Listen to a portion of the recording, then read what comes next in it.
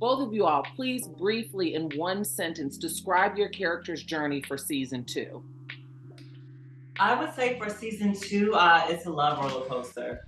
You know, you see the ups and downs of our relationship that wasn't there in season 1 as much. And yeah, a love roller coaster.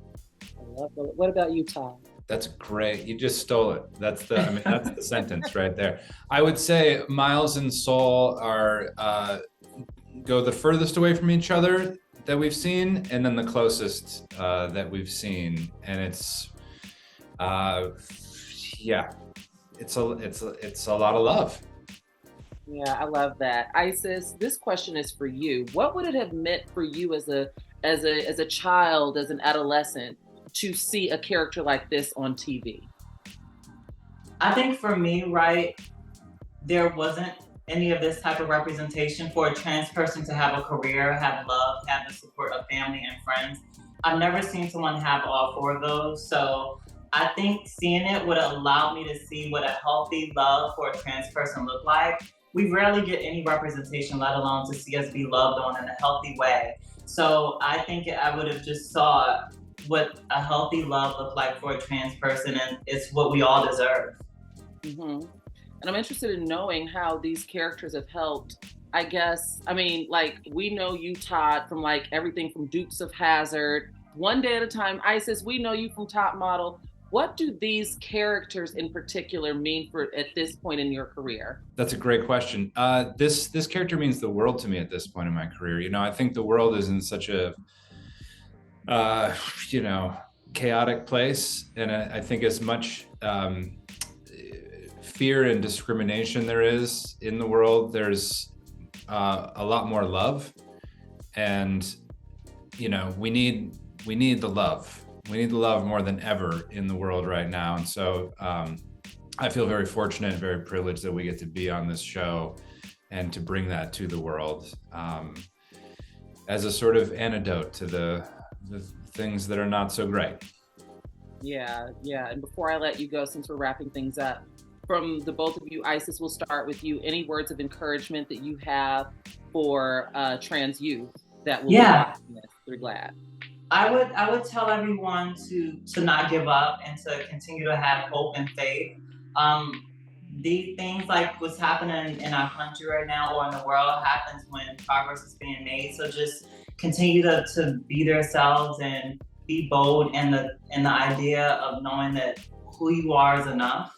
And you know, if you can't find support here, find it somewhere else. There's always going to be support. Find your tribe and continue to figure out who you are and continue to celebrate who you are, because there's nothing wrong with you. And what about you, Todd, as we close out? Oh my God, just know that there is way more love in the world than there is fear and hate. And we're here. We're here for you, and we love you. And as Isis said, you know, these moments, the world feels like it's in chaos, but that only happens when progress is being made. So you know, just have faith and hope, and we love who you are. One word for Mark, one word for Vincent. How would you describe your character's journey for season 2? Go ahead, Mark. Tumultuous. Oh gosh. In a good way, right? Girl, did you see the season? I saw bits and pieces. So you know exactly what's doing. And what about you, Vincent? I'm trying to figure out, like, which word do I want to use? Oh gosh, Shar, this is such a good question. I really want the answer to be good.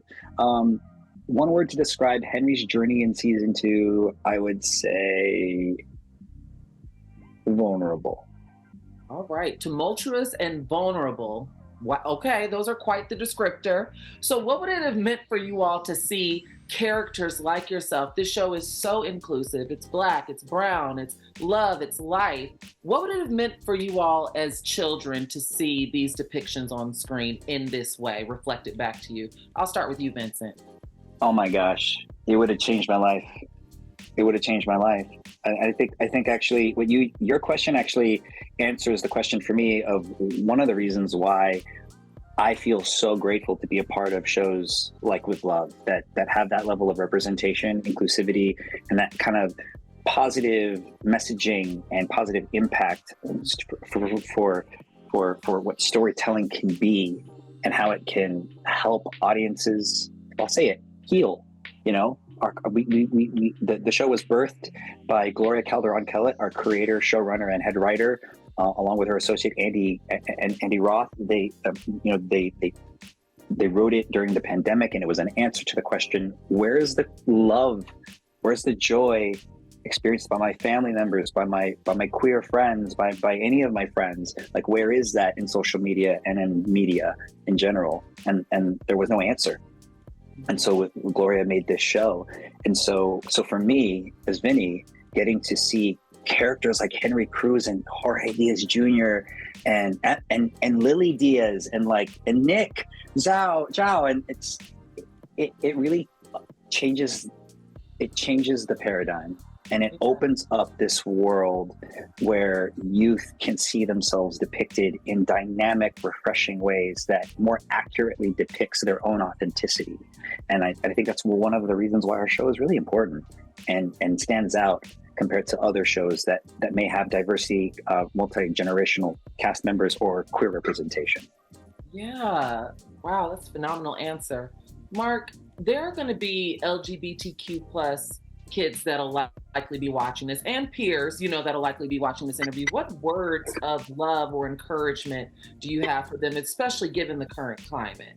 Anything? Well, I think that every eloquent and articulate phrase has been taken at this point. I think that it almost falls on deaf ears sometimes to say it gets better at this point, even though that is true in certain contexts, right? But I just think that at this point, we as a queer community, and especially queer communities of color, we need to stand in our own power. Because at the end of the day, sometimes the people that you think, the institutions that you think have your back and say that they do, don't. And I think that that's very troubling for a lot of young people that I talked to today. I mean, when we were making Ugly Betty, it was truly the wild, wild west of just, I would be on a red carpet at the Emmys in the year 2007, and there would be journalists asking a 12-year-old boy if he's gay and if he has a boyfriend. You could not ask that question now. Mm-hmm. So what I'm saying is to say it gets better, it does, because there is no way that any individual depicting a queer character on television could, even if they were not queer or anything, were walking down a red carpet, if a journalist asked them that, they would be promptly fired and shamed. So we have made progress, but it's not enough. So what I would say to the community is to say, we should take stride and take pride in this, in how much we've accomplished and how much we've overcome. But to be complacent is the real enemy. Thank you so much for that. And with that, thank you both for joining GLAAD today. Can't wait to see all of season 2. With love. Thank you, guys. Thank you.